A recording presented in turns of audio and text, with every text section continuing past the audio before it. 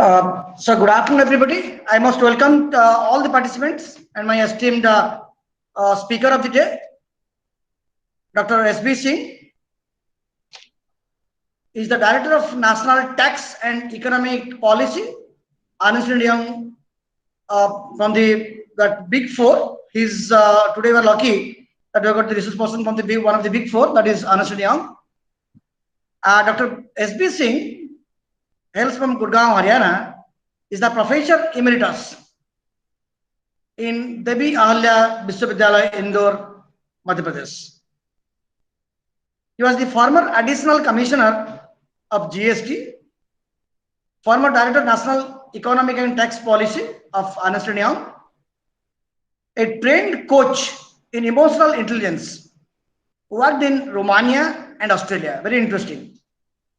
He has worked in 7 states of India for the GST implementation, and it was all done meticulously and very sincerely.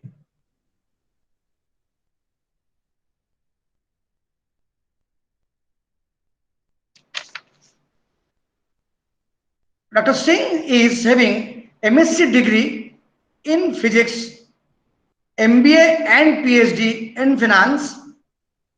He has received a lot of award to his credit. The awards like Bharat Gaurav Award from Governor of Maharashtra on his contributions in the field of education and social work.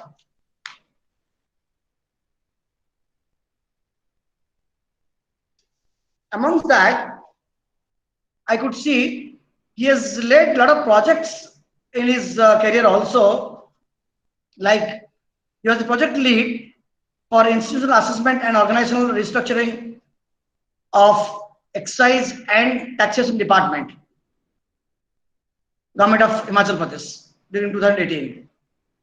He was the project lead for GST transition advisory and for Telangana commercial taxation department 2017. He was also the lead in advisory service for tax administration and transition of goods and services tax GST regime, excise and taxation department, government of Punjab 2016. He was also the lead on GST related advisory services for large textile company from 16 to 17. He was also the lead or senior advisor in GST related advisory services for a global snack manufacturing corporation. Yes, to his credit, he was the lead for strengthening the tax administration in Jharkhand. It was during the tenure of 2014 and 15. He was the senior advisor to GST related to advisory services for Tractors Manufacturing Association 2015 and 16. So he has also the kind of GST exposure for long years. I think with this background, I warm welcome to the today's speaker, honorable guest, Dr. S.B. Singh, to speak on this theme area, role of financial institutions in an economy. I think that's very pertinent and very lively and very trendy topic today. And I anticipate that my participants, my audience will enjoy the deliberation, and also request Professor Singh to add on value to the entire system of discourse. And accordingly, I welcome Dr. Singh to resume his session. Dr. Singh, sir, please come.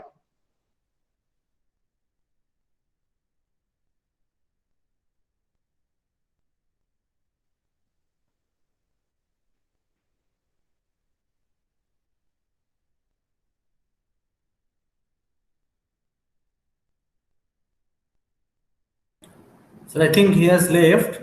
He will be joining shortly, I think. Now he's not there. Yes, sir, he joined.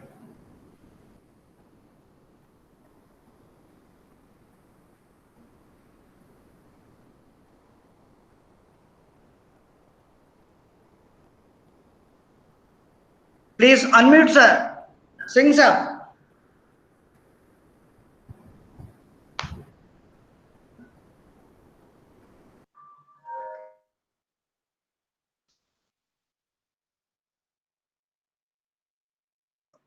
Please unmute your microphone, Singh sir.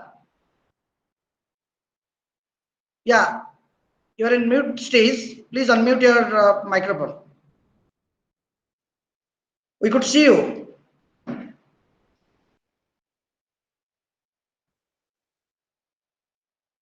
Hello?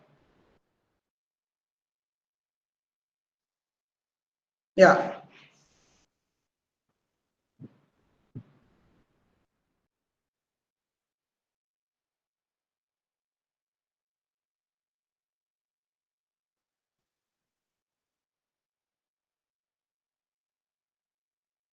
Hello?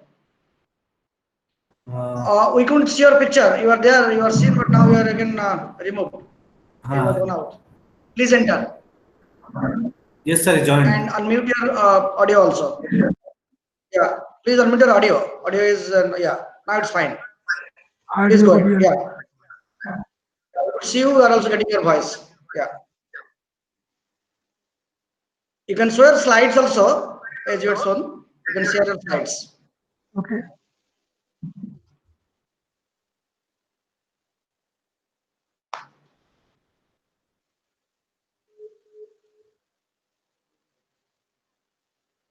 Yeah, let's join to welcome Dr. S.B. Singh for this today's session. I request Dr. Singh to resume his class. Thanks a lot, Professor Panda, for this introduction, and was very kind to introduce me with many adjectives. Probably I don't possess, but thanks a lot. So basically, the today's session, which is for about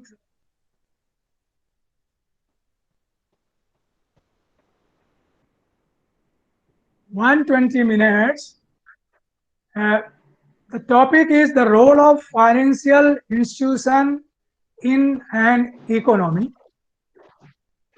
And if we talk about Indian economy, the economy size is known by the GDP number, and the GDP number of India is in the range of 11 lakh crore, that is 11 trillion. 11 trillion. Generally, I start the session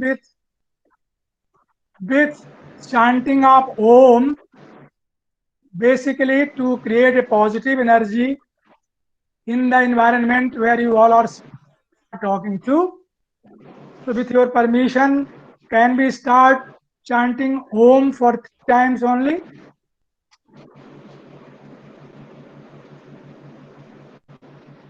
Let us start together. Dr. Singh, you can make your slides full screen. You can make your slides full screen. Full screen. You can please enlarge your slide spacing. Yeah. Okay. Full screen. This is already full screen, sir.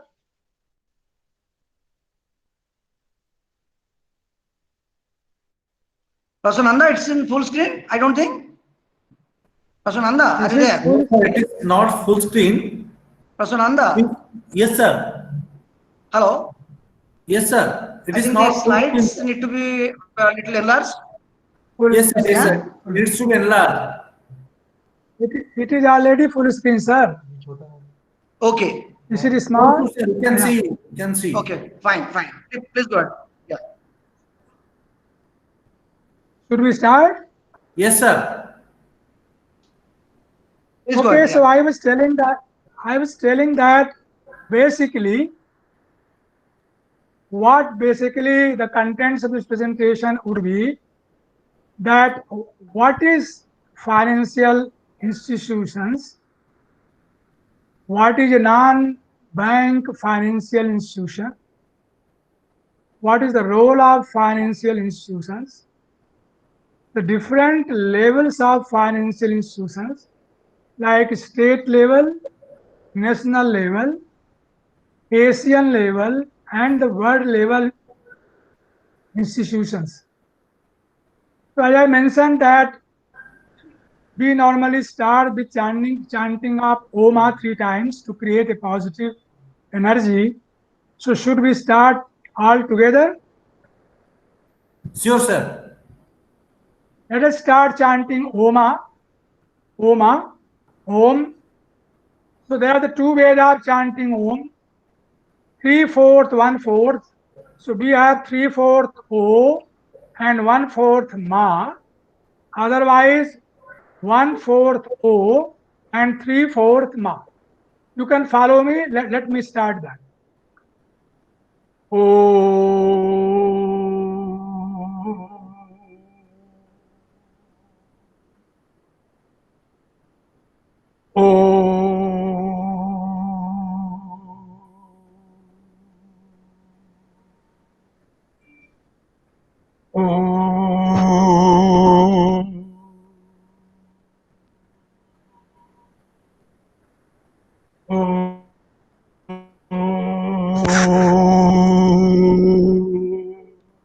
All together.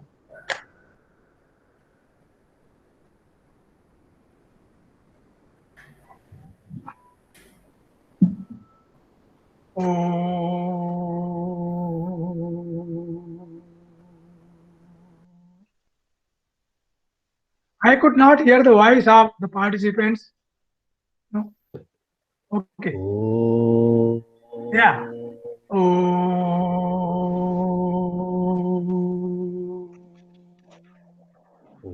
I hope you are fine, sir.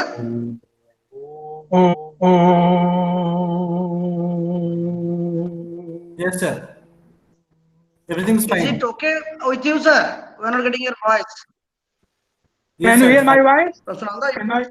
It is fine, sir. Panda sir, it is fine. okay, okay, fine.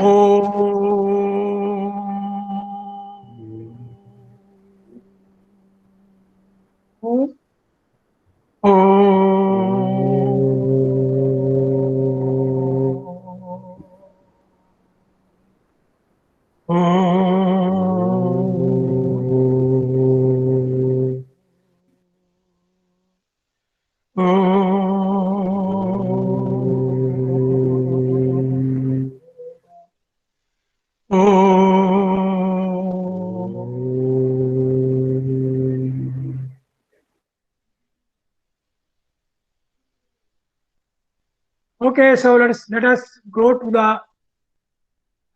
the presentation. Basically, so the first thing was that what is a financial institution? The financial institution basically is an intermediary between consumers and the capital or debt markets, providing banking and investment services. Another way of putting the financial institution definition is that it's a financial institution, basically is a company engaged in the business of dealing with financial and monetary transactions such as loans, investments, and currency exchange. The financial institution is responsible for the supply of money to the market through the transfer of funds from investors to the companies in the form of loans, deposits, and investments. And large financial example of large financial institutions such as JP Morgan, HSBC, Goldman, Morgan Stanley can even control the flow of money in an economy. Now, this is a graphic that will show you the types of financial institution. Basically, one category is depository institutions, another is non-depository institution.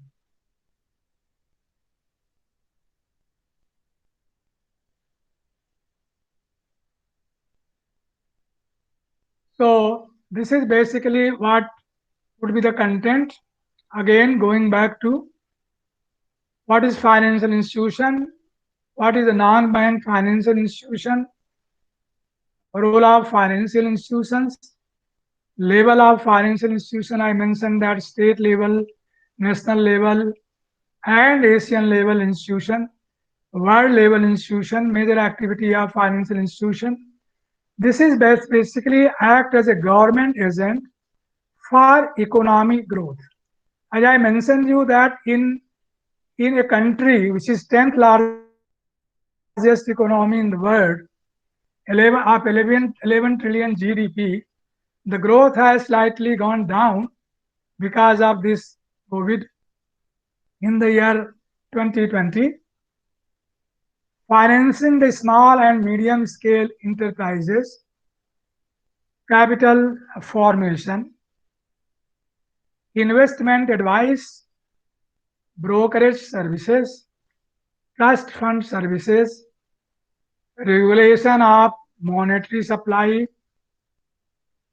insurance services, pension fund services. Now, when we talk about the world level institution,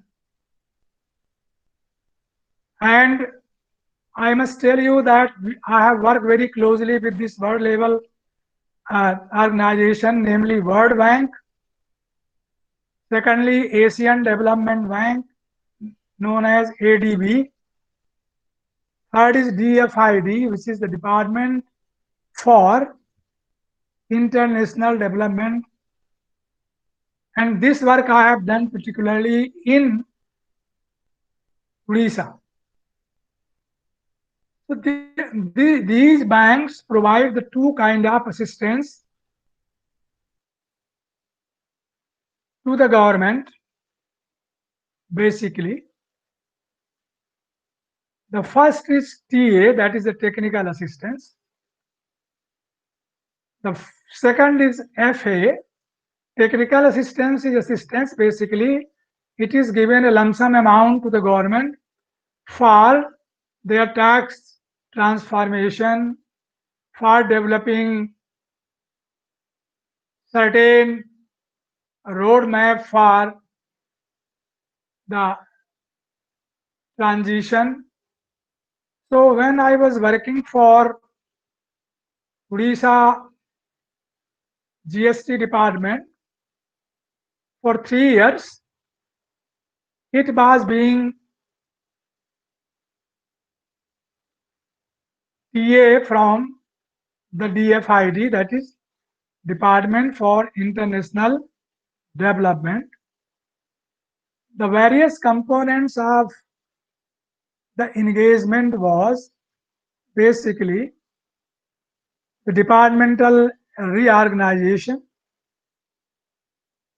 to do the as-is assessment of the department, and to suggest what could be the would be or to be the organization to make the department most effective, efficient, and taxpayer friendly. And as we all know that by way of GST and through GST network, things are much easier, convenient, and user friendly for the large population of taxpayers. And then we were able to find out what is the revenue potential from the different sectors of economy, namely in Odisha mining, second from the construction services, third from petroleum products, fourth from alcohol and beverages. So these things we have done, and we could find out that with our report and suggestion and hand holding with the department was able to generate a surplus of about 850 crores. They were able to add this amount of kitty to the department.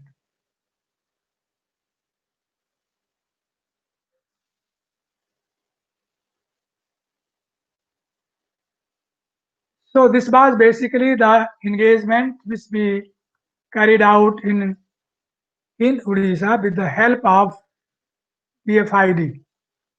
Now coming to the Asian Development Bank, this project was financed by Asian Development Bank in Madhya Pradesh. Again, the role was basically to find out that if we transition from the then tax system, which was VAT, CST, entry tax, entertainment tax, and also the local body tax, not in Madhya Pradesh, but in other part of the country like Maharashtra.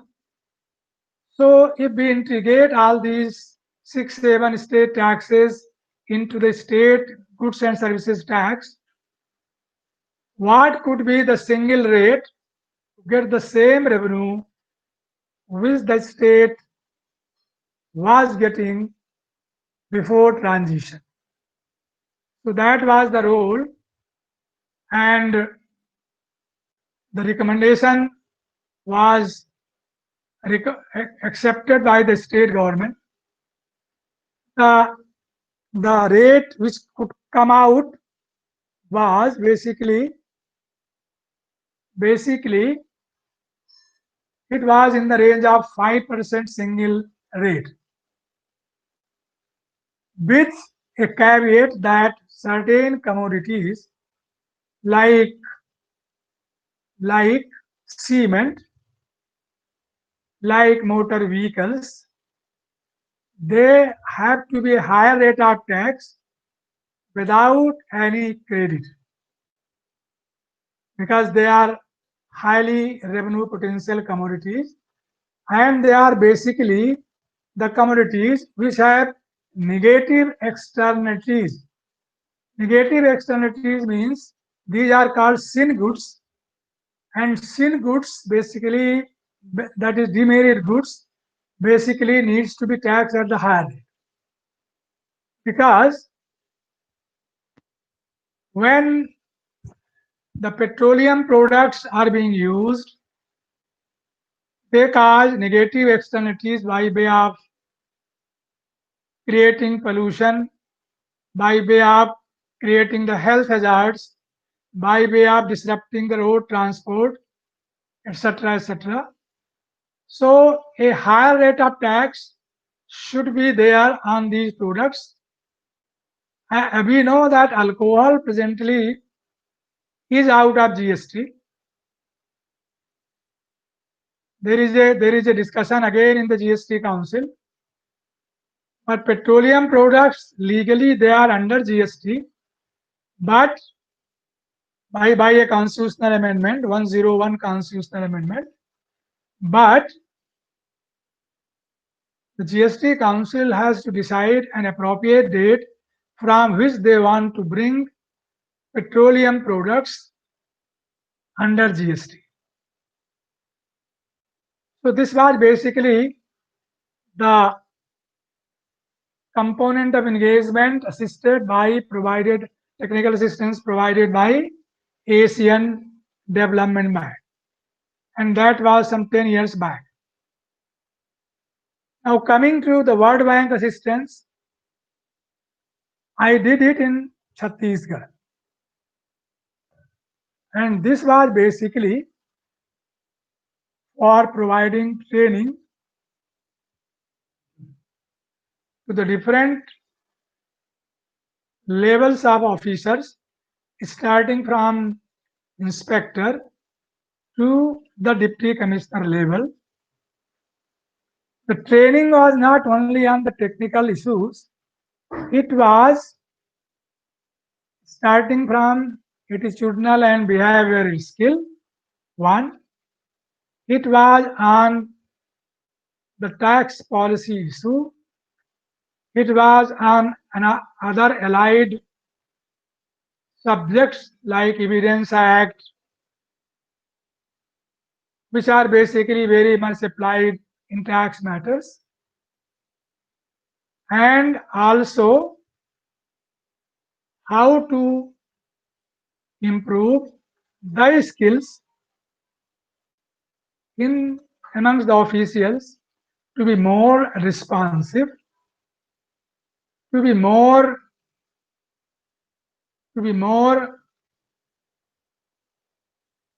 polite while dealing with taxpayers. Aristocratic style, they should behave with taxpayer like a customer, and because the ultimate object of a tax system is that it should be simple, it should be easy to understand, there should be no discrimination, there should be no discretion. Those who have dealt with tax system, they might be aware that previously there were about 17 to 18 tax rates before GST, now which has come down to 4 or 5 rates. So 0, 5, 8, 12, 18, 28. So this is basically the rates have come down. So the classification issues, the dispute issues basically will certainly have come down. So this is the major benefit. So training session was basically has another added feature. At the end of each day session, the participants were asked to summarize the session.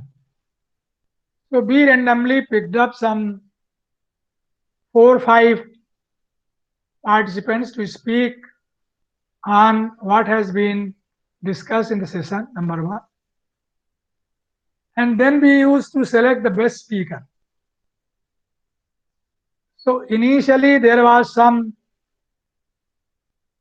resistance to come forward, but then there was a huge competition and everybody was saying that yes, I have to speak, I have to speak, I have to speak, and I have to speak.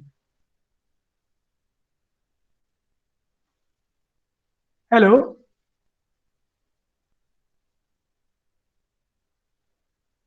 Am I audible?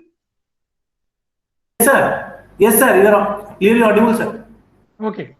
Yes. So then what happened that initially they were not communicating, but later on after 2 months when we went to again Chhattisgarh, they start saying that now we are very confident in our deliberations with meeting with commissioner, with principal secretary, even with ministers. Before that, we were very much scared of our bosses and hardly we could actually were able to communicate. Second feedback which we got was this, that the taxpayer information system was made very strong, that officer used to call to the taxpayer if he is not present on that particular date when the cases have been fixed for hearing. So they used to call them that okay, today I will be little busy, so as we have fixed the time at 11, but you kindly come at 4 p.m. So this was a great attitudinal change. It matters a lot. It helps in compliance. We know that compliance has 3 categories.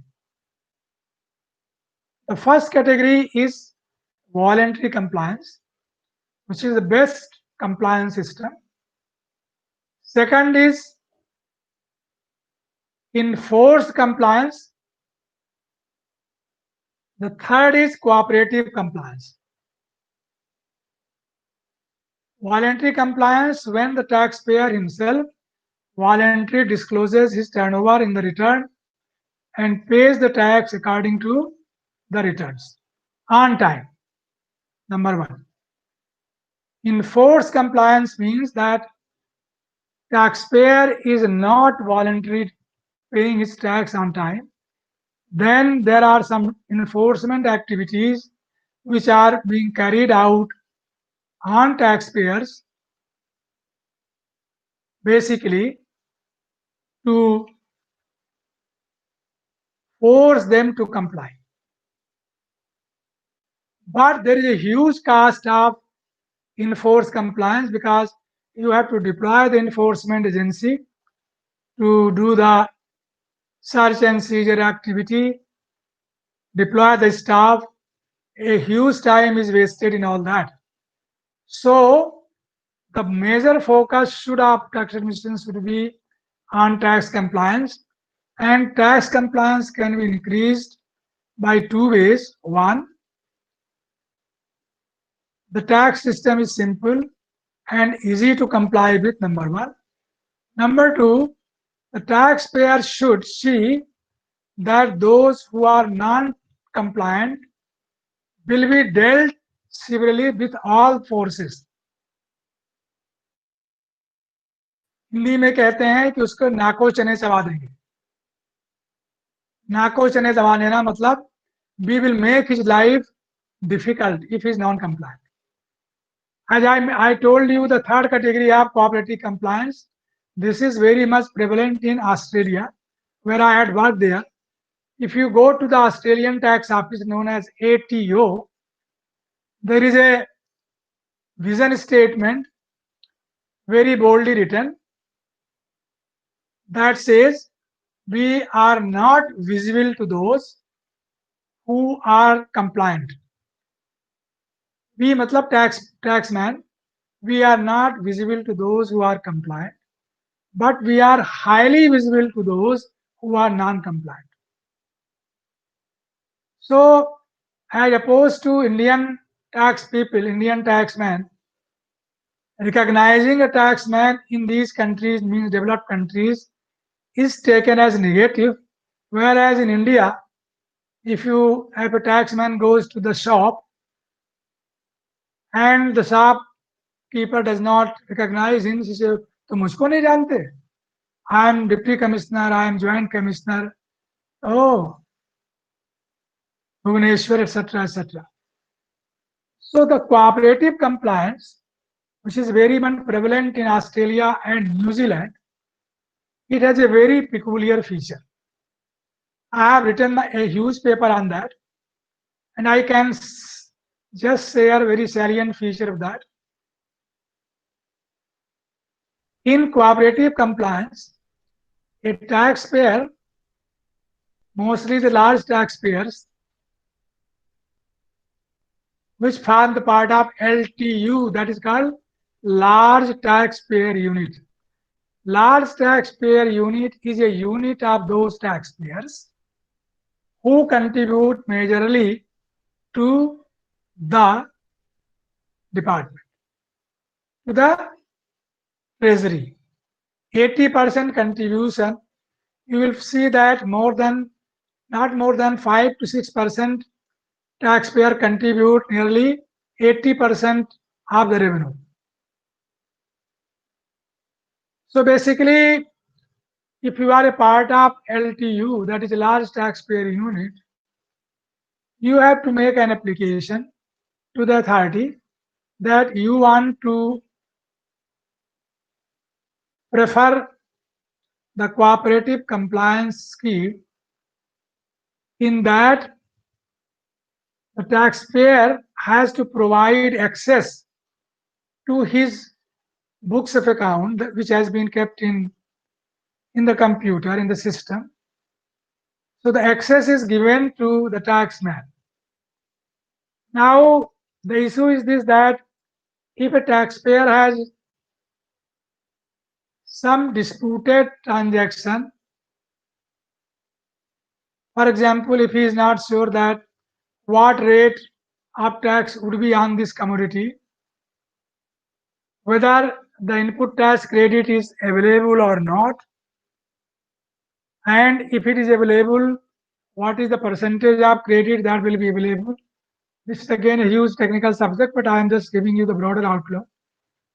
So then officer basically clarifies, and then after agreement from the both sides, then the taxpayer is very sure that now there is no dispute, and he submits his return as per mutually agreed decision. So now whatever the return that he submits is a complete return. There is no need to scrutinize it.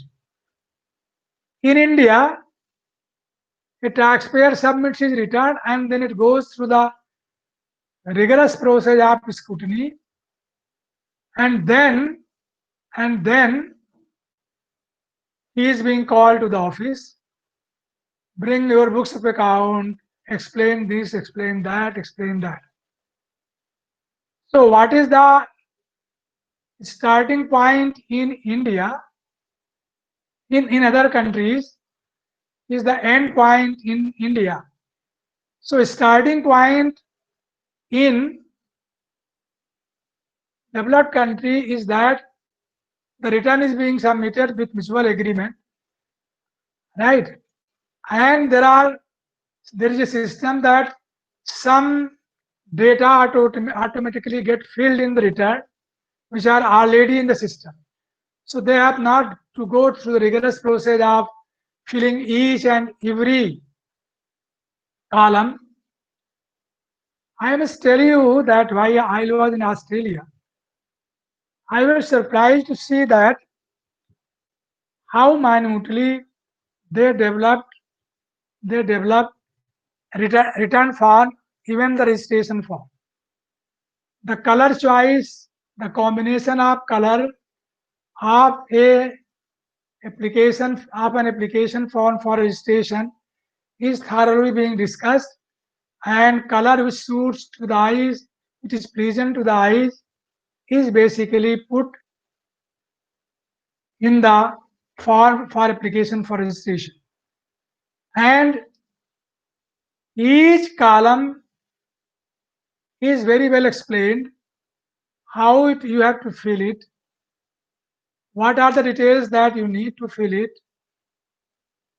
and basically if there is any difficulty, these are the toll-free number, you can certainly discuss with us. So this is a huge difference in the approach, attitudinal approach. Unless there is an attitudinal change among the taxman, no benefit of any tax transformation, VAT, GST, or even any other form of tax is possible. And the last thing is that any tax system should reduce the physical interaction with the taxman.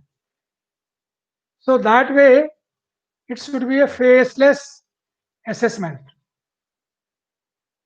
We have developed audit manual for Odisha state government tax department, and there we have mentioned a lot of precautions that they need to take basically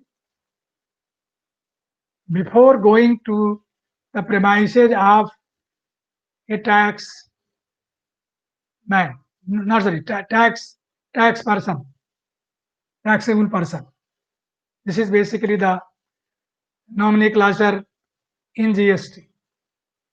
And no audit can be conducted without giving a previous notice and convenience of a taxpayer. And then there are certain observations which are being communicated, and then he is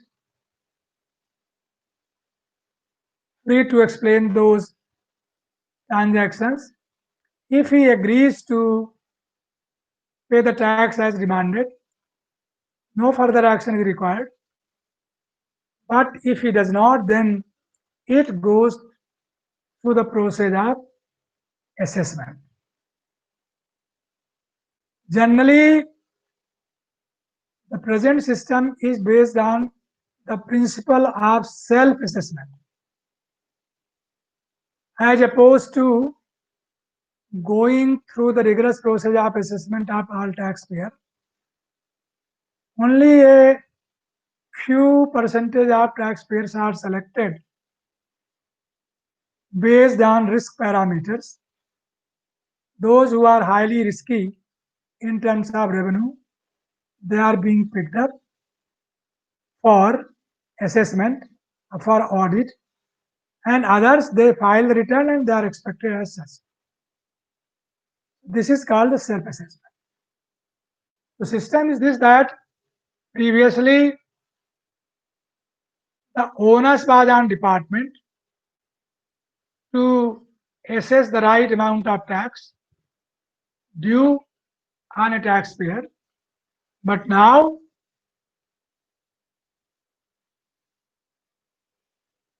the taxpayer will have to simply assess his tax liability honestly and submit his return and pay the tax on time. So that is the paradigm shift. We call it as a paradigm shift. This is a buzzword that you all should know. Paradigm shift, a great attitudinal change.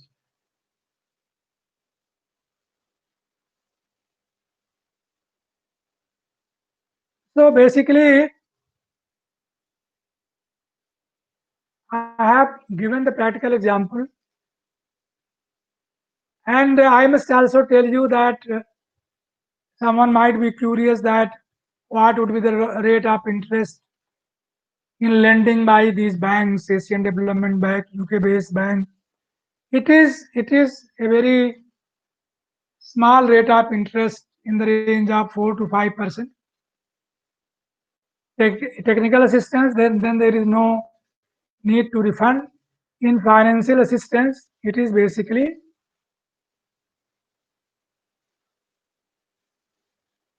that it is to be paid in very easy installments, mostly 63 installments. Recently, for COVID-19, the central government has also borrowed some money from ADB and World Bank also.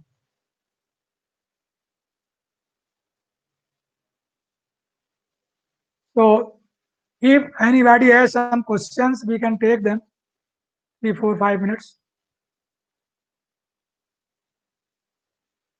Hello. Professor Panda, can you hear me? Yes, sir. I'm getting you, sir. Please go ahead. Yes. Yes, sir. We are getting you. Basically, So basically, if there are some questions, probably I can take them up, or otherwise I will continue. Any questions from our participants? You can ask, or else sir will continue. No issue, sir. Sir, you please continue, and we will discuss all the questions at the end of the session. Okay, so how much time left? I could not see it. Sir, it's 4:15. Another 1 hour, sir, approximately. Okay, fine, fair enough. Yes, sir. Please. Fair enough. Okay. Sir. So basically, I was telling you that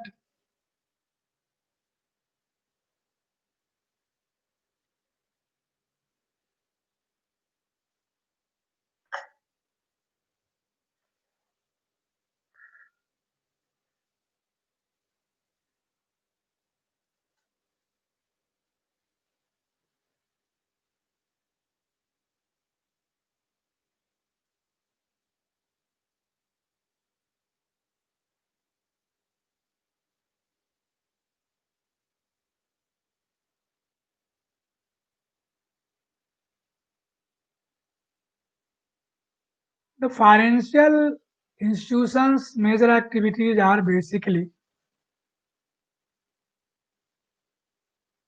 is to act as a government agent for economic growth. As I mentioned you that the economic growth has slightly dampened, which was expected to grow at the rate of 10+% is now come to less than 8%.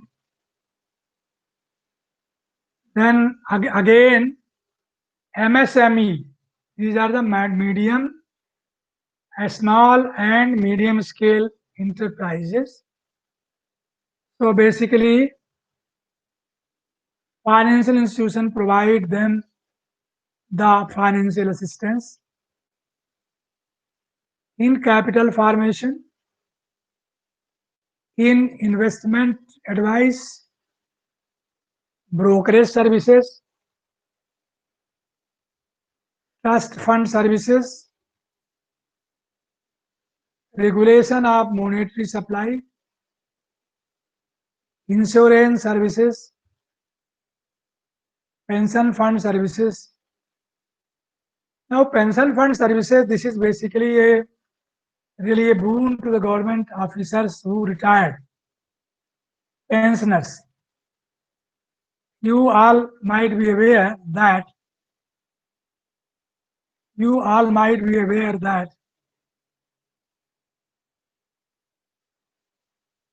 a government officer is entitled for pension after his completion of service.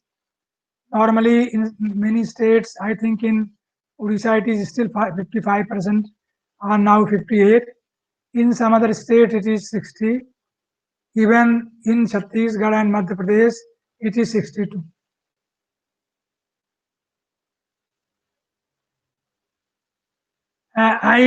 In between, I just forgot to start with a beautiful poem written by Muni Kshama Sagar, and that is basically dedicated to all the participants present here. And with your kind permission, I should put 3-4 lines of that. Muni Kshama Sagar is a very well-known poet and generally being followed by Jainism, those who follow Jainism. So the lines are, हम उसको lines नहीं बोलते, हम उसको मोती बोलते हैं, जो मुनि क्षमा सागर की कलम से निकली है. कभी ऐसा हो, ध्यान से सुनिएगा, कभी ऐसा हो कि कुछ देने का मन हो लेकिन लेने वाला कोई करीब ना हो. कभी ऐसा हो कि कुछ देने का मन हो और लेने वाला कोई करीब न हो. कभी हम कुछ कहना चाहें, पर सुनने वाला कोई करीब न हो. तब एहसास होता है कि देने वाले से लेने वाला और कहने वाले से सुनने वाला ज्यादा कीमती है. तो how valuable are you? This is basically poem dedicated to all the participants. You are so valuable. You are so valuable. And if you have liked this poem, can you put your hands, can you bring both of hands together so that I can hear that, yes, you have really listened it and appreciated it? No?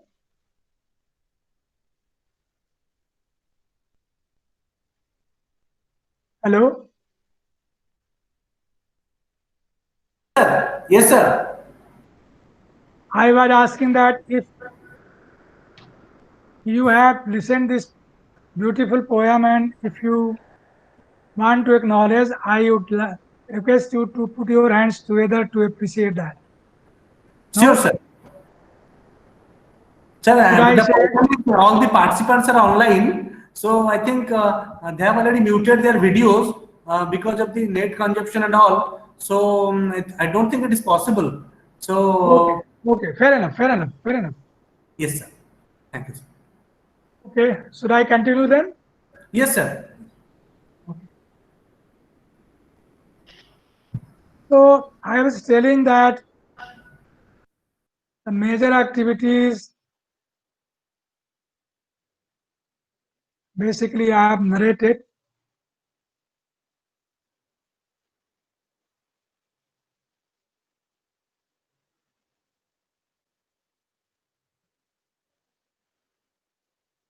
So non-banking financial institutions is a financial institution that does not have a full banking license and cannot accept deposits from the public, right? However, non-banking institution do facilitate the alternative financial services such as investment, both collective and individual, risk pooling, financial brokering, money transmission,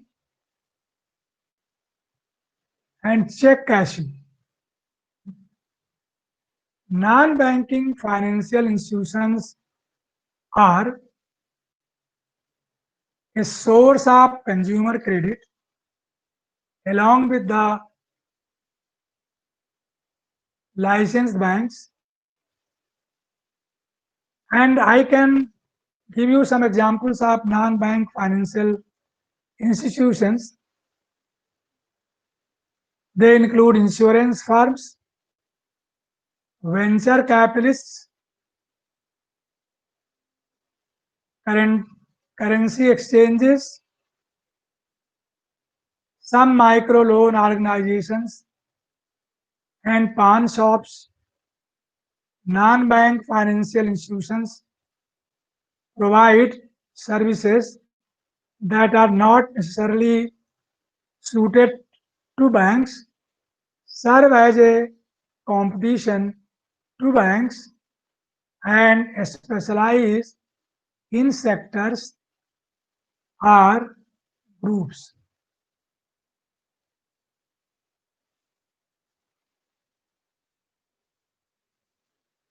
Now, financial institution basically plays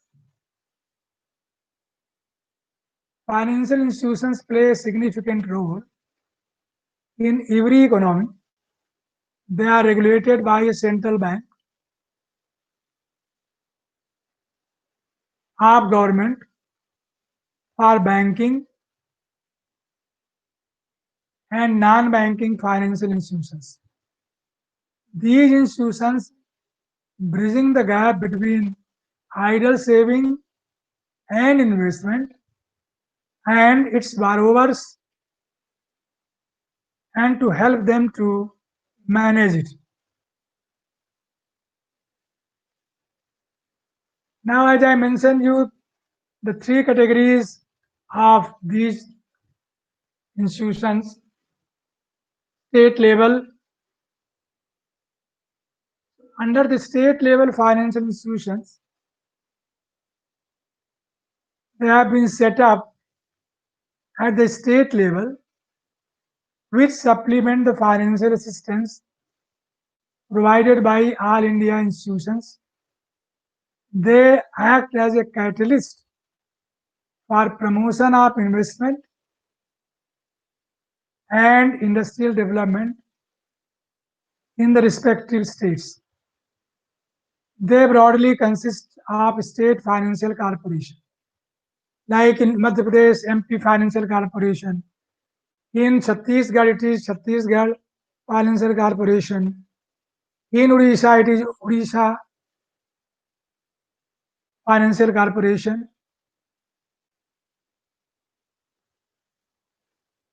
And they broadly consist of state financial corporation and state industrial development corporation.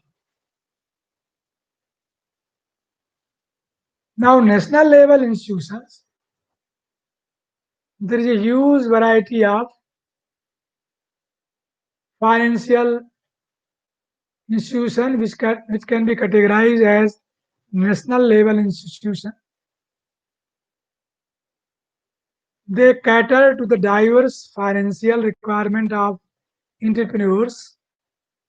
They include all India development banks like IFCI Limited, IDBI,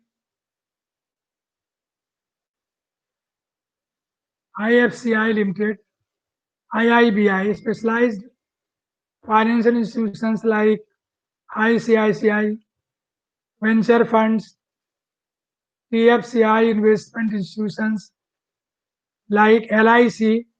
But recently, as you might be aware that Government of India has floated a scheme for those senior citizens basically who have crossed the age limit of 65 years to invest 15 lakhs rupees. Of course, the upper limit is 30 lakhs for a family. So if you have 2 members in the family, the investment should not be more than 30 lakhs. Individually 15 lakhs, but combined total should be 30 lakhs. This amount is being deposited for 10 years. Then the senior citizen gets a monthly pension of rupees 10,000. At the end of 10 years, the amount is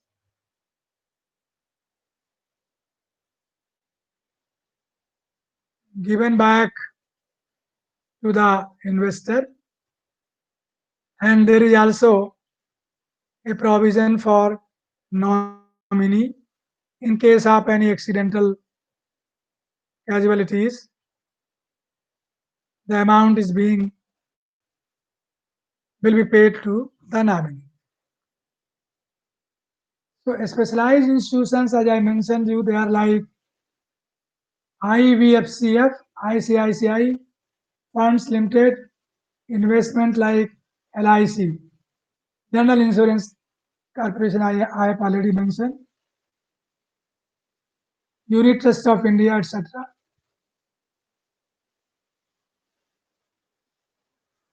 Again, coming to these world level bank, namely ADB. ADB envisions a prosperous, inclusive, resilient, and sustainable Asia, and the sustaining its effort to eradicate extreme poverty in the region. Basically, this is for Asian region. So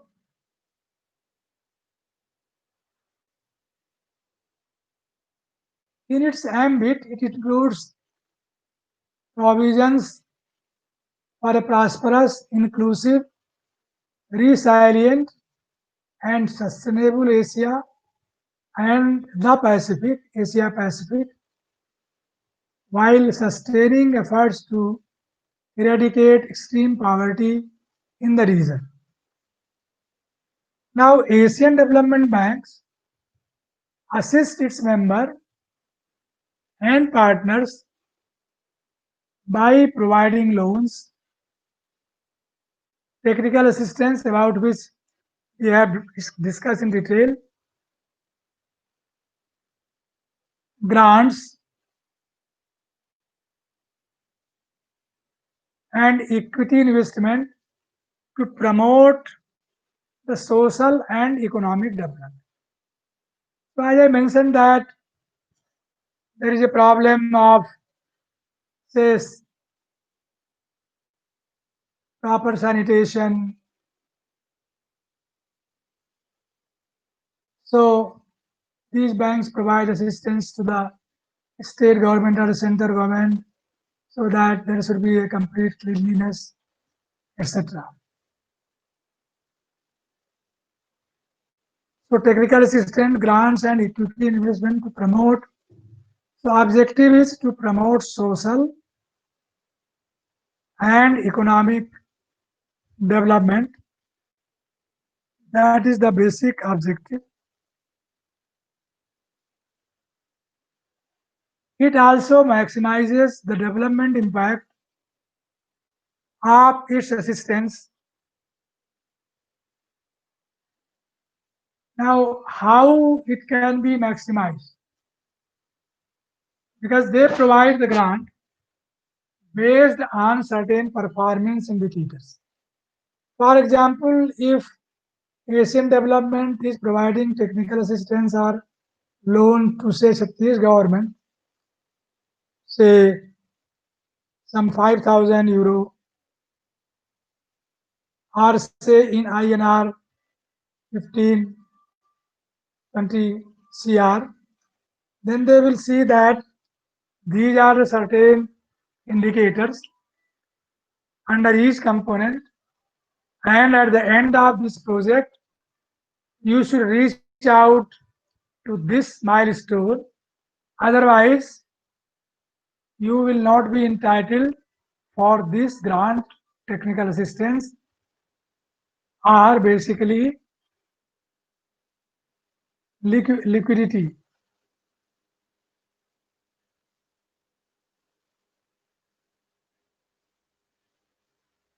So basically, sometimes this is like this, that it is basically on a basis of co-financing.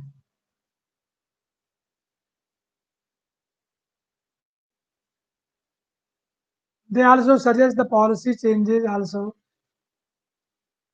by providing the advisory services and financial resources through co-financing operations that tap official, commercial, and export credit sources.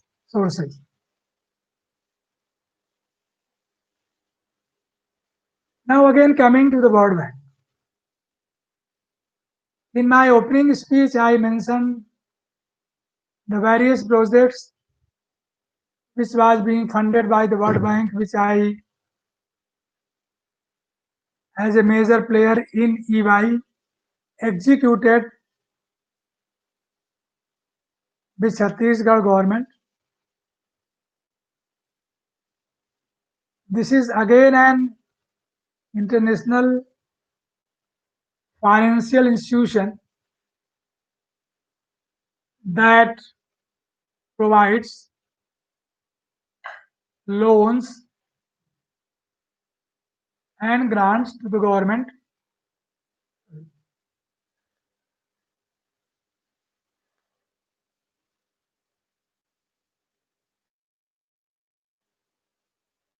Of poorer countries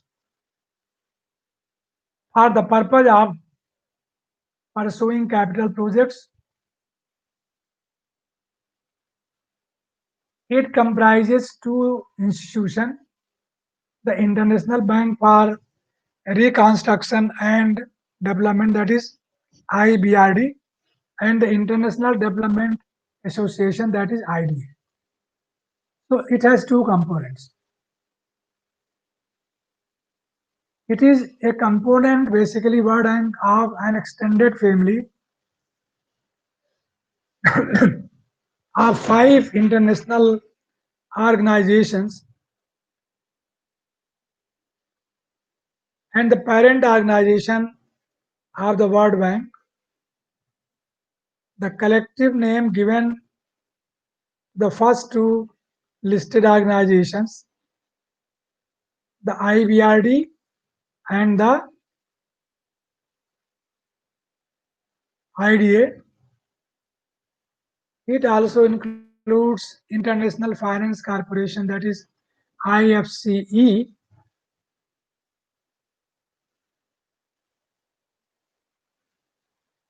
and International Center for Settlement of Investment Disputes, ICSID.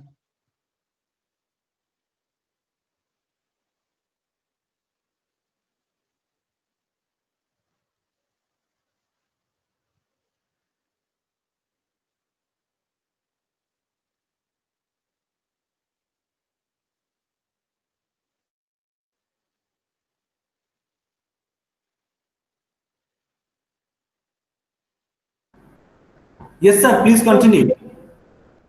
Sorry? Please continue, sir.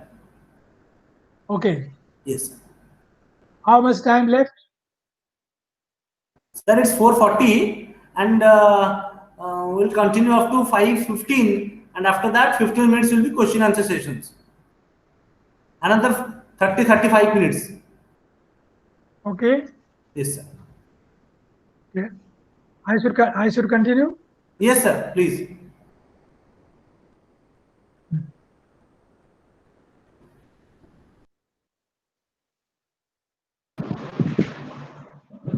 So basically, Please continue, Dr. Singh. No yeah. issues. You got 45 minutes again.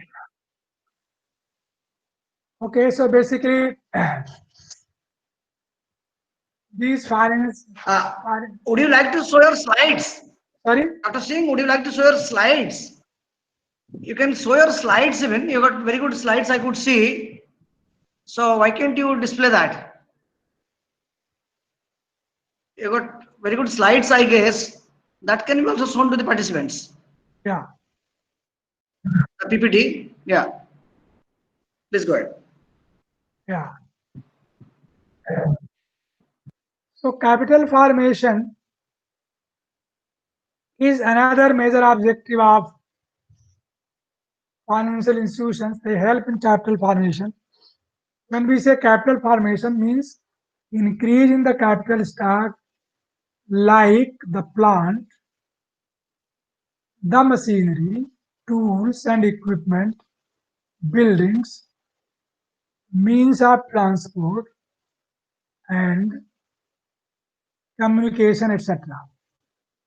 They do so by mobilizing the ideal saving from individuals in the economy to the investor through various monetary services.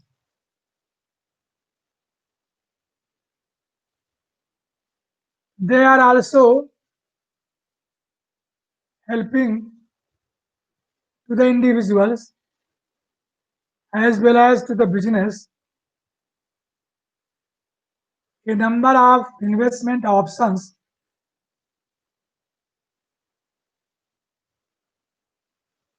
now. So there are a number of investment options available at the disposal of individuals as well as businesses, but in the current swift changing environment, that is in this dynamic environment,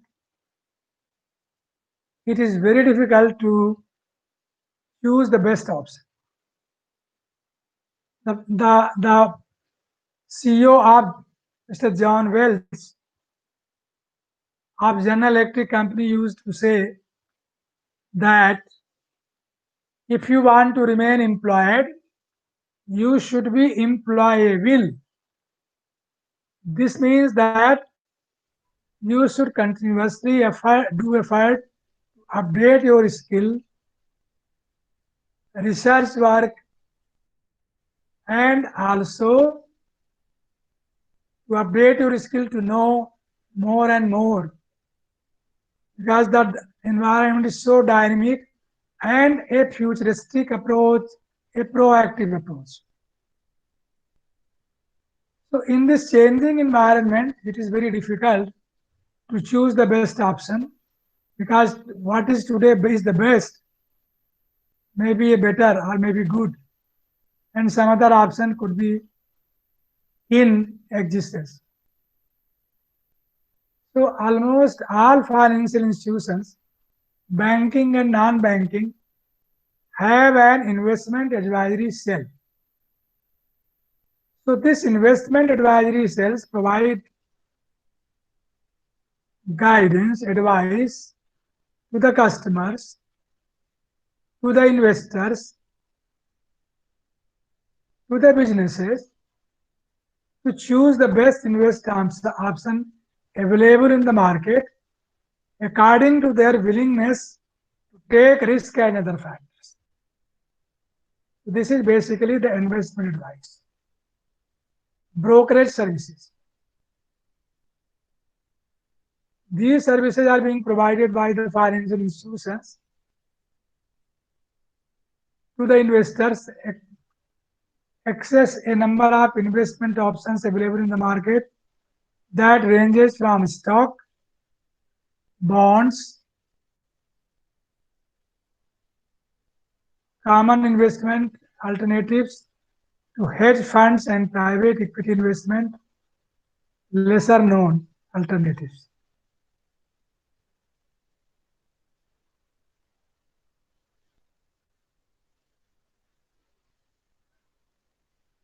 Now let us come to trust fund services.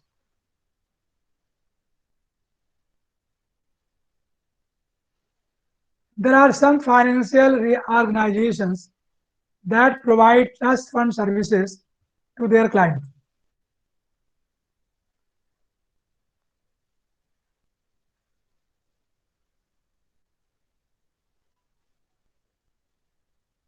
So what really they do, they manage the client's assets, invest them in the best option available in the market, and take care of its safekeeping as well. A trust fund is designed to hold and manages assets on someone else's behalf with the help of a neutral third-party trust fund. Neutral third-party trust funds include a grantor, beneficiary, and trustee. So there are the three major players: guarantor, beneficiary, and trustee. The grantor of a trust fund can set norms, terms for the way assets are to be held, gathered, and distributed.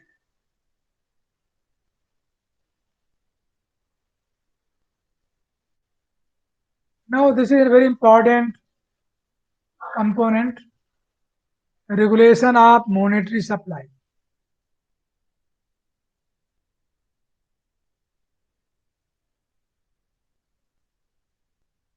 Financial institutions like the central bank help in the regulating the money supply in the economy. They do it to maintain stability and control inflation. The central bank supplies various measures like increasing or decreasing the repo rate, cash reserve,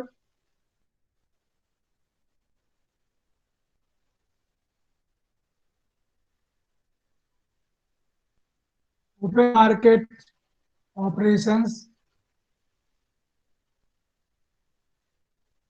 and buying and selling movements, securities to regulate liquidity in the economy.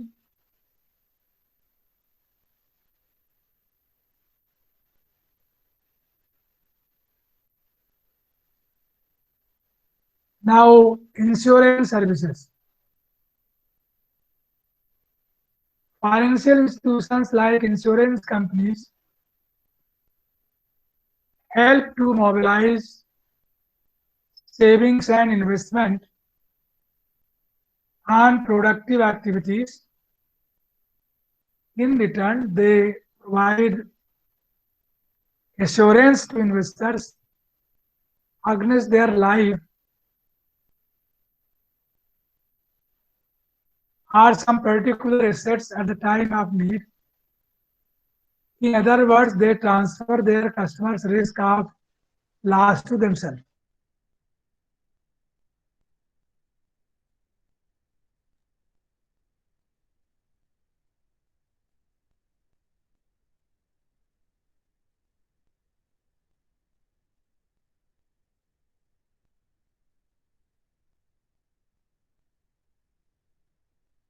Uh, Sir, I think Sir has left from the group and definitely will be joining soon because of some network issues. I think he has left the group.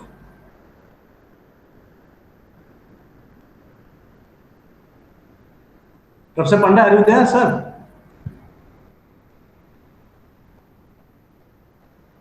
Please, yeah.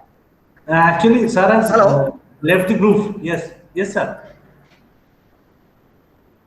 Acha, he's disconnected. And because of some network So issues, I think. we'll bring him back. Yes, yes, sir. Network issues, yeah. Yes. Gurgaon is having issues here. That's right. I'm just connecting. Okay.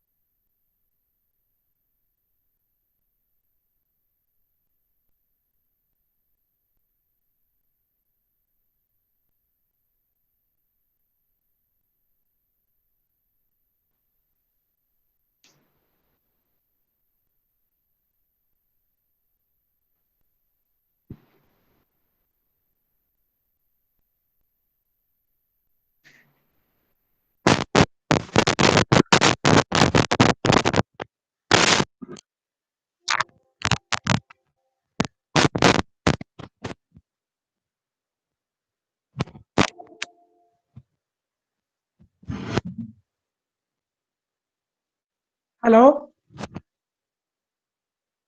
Hello? Yes, sir. Please continue. Yeah, you could listen you.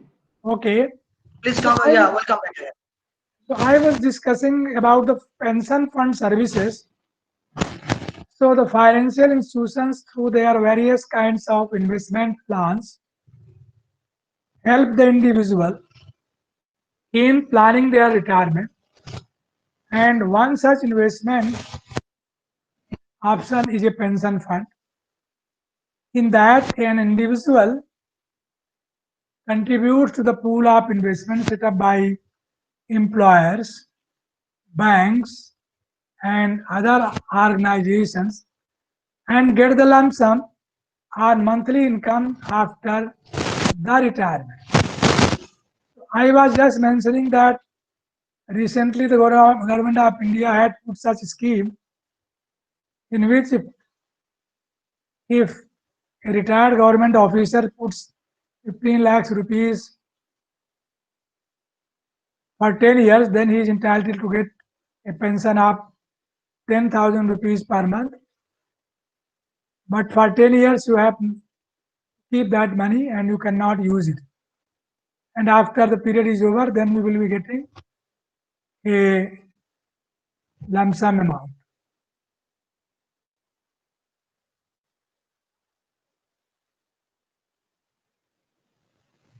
Now coming to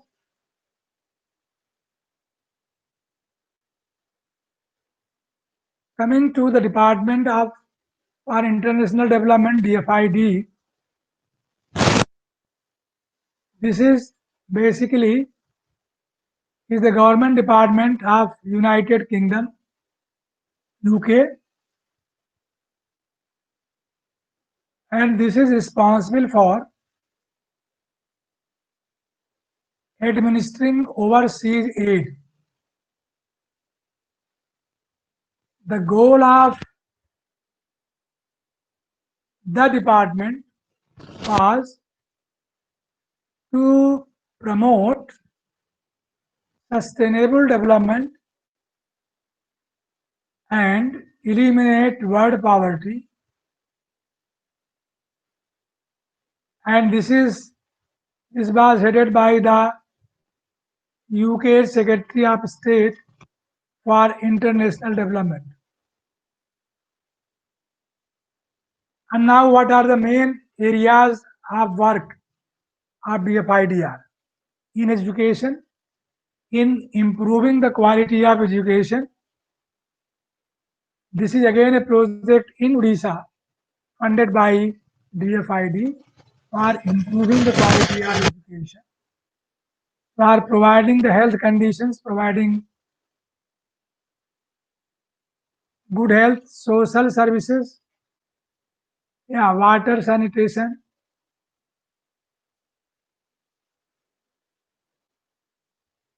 government and civil society,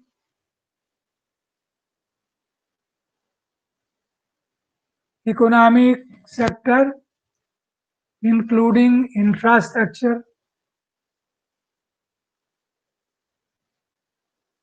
production sectors, developing, planning,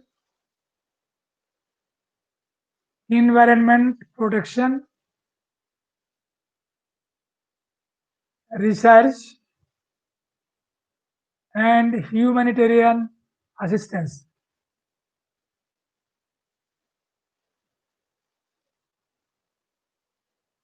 Now this DFID has its origins in the Ministry of Overseas Development, that is ODM, Overseas Development, created during the Labour government of 1964-70, which combined the functions of Department of Technical Cooperation and the overseas aid policy functions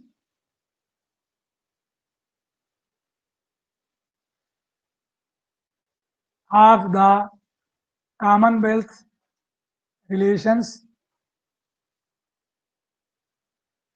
colonial offices, and of other government departments. Then this department was separated from the Foreign and Commonwealth Office when a Labour government returned under Tony Blair in 1997. Department and the Foreign Office were yet again merged from the Foreign Commonwealth and Development Office in September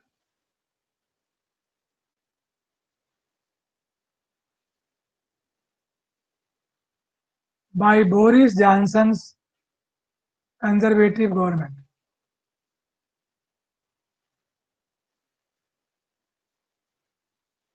Now, this is the concluding slide basically.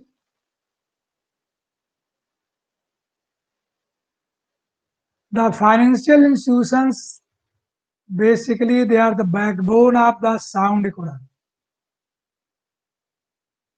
Financial institutions are the backbone of the sound economy. Without help of these institutions, the economy will not grow and it will certainly go down and not be able to stand up.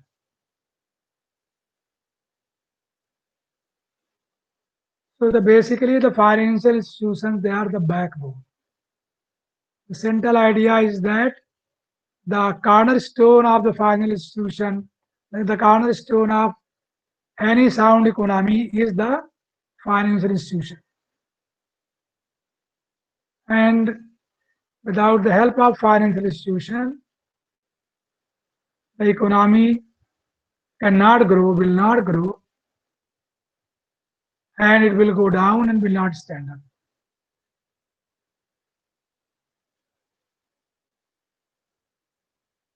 Because they have a development, because of this vital role, because of this very crucial role of these financial institutions in developing development and growth of economy, the government regulate these institutions through RBI, Reserve Bank of India, which is a central bank. IRDA, that is the insurance regulators, pension fund regulators, SEBI, RERA, and so on. Over the years, their role had expanded from accepting and lending funds to larger area of services. So from my side, this is over. Professor Panda, from my side, this is over.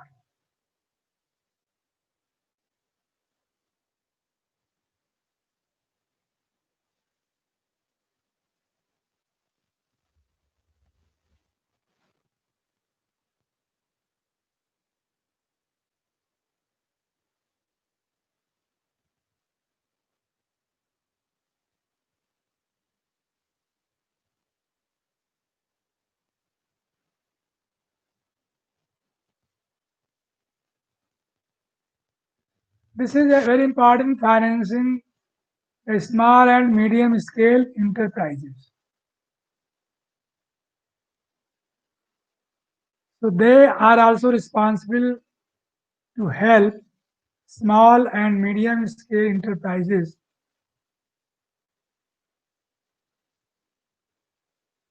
and in the initial days of their setup, they need money. So financial institutions, they provide short term as well as long term funds to these MSME,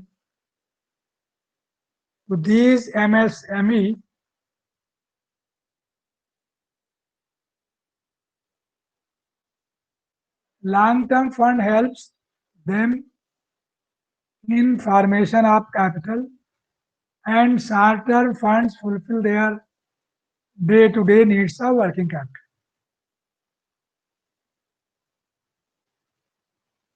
Day-to-day needs of working capital.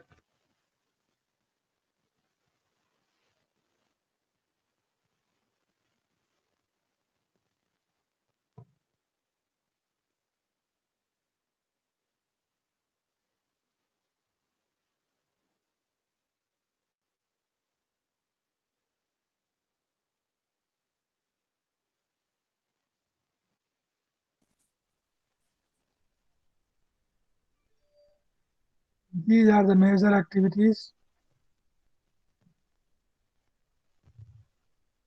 This is the activity of Global World Bank, Asian Development Bank,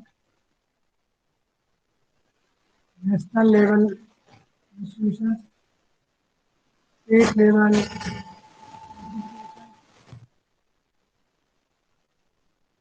the role of financial institutions.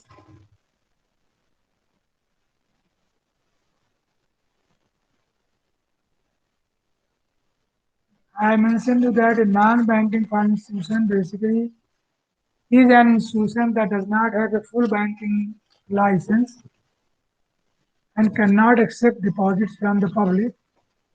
However, non-banking financial institutions do facilitate alternative financial services such as investment, collective and individual, risk pooling, financial consulting, brokering, money transmission, and check cashing. Non-banking financial institutions are a source of consumer credit along with licensed banks.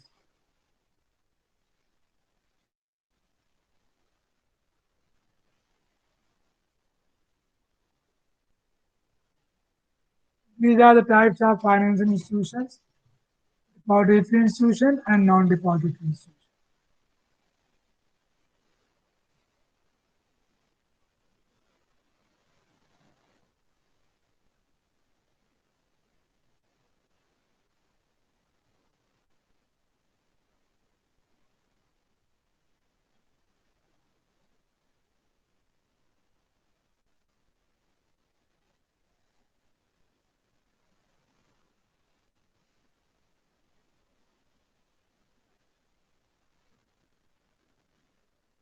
These are the major activities of financial institutions.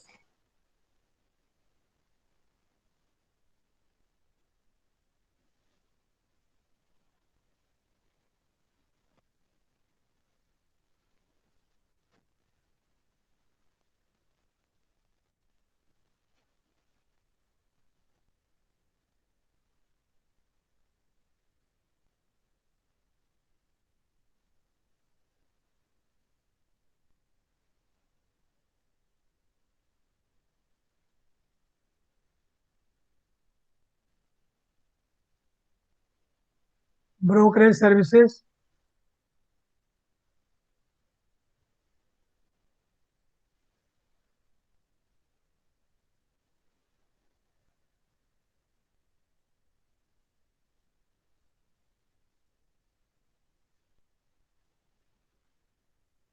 trust fund services,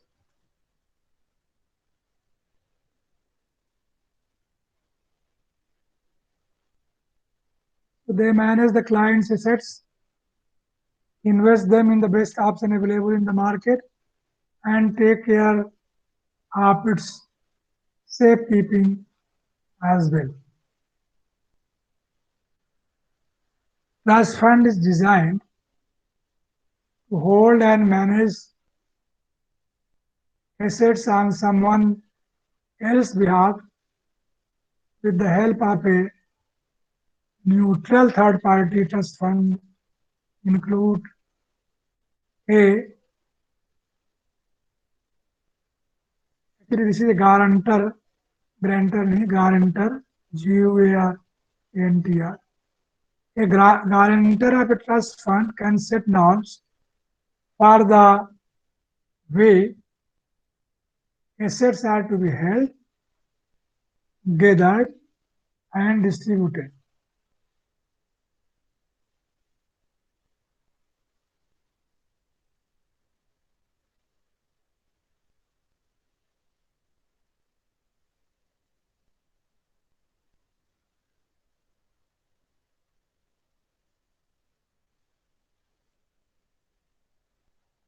This is banking services.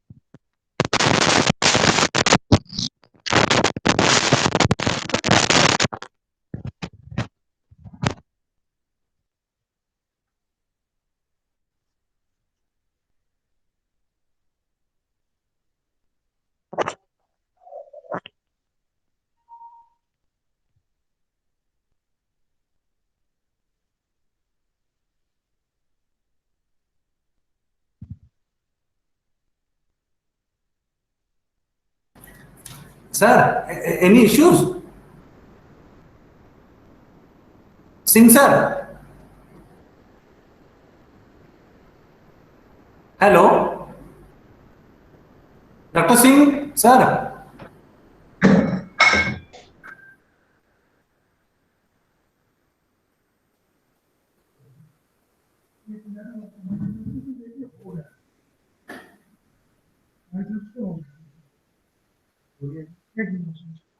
Panda sir.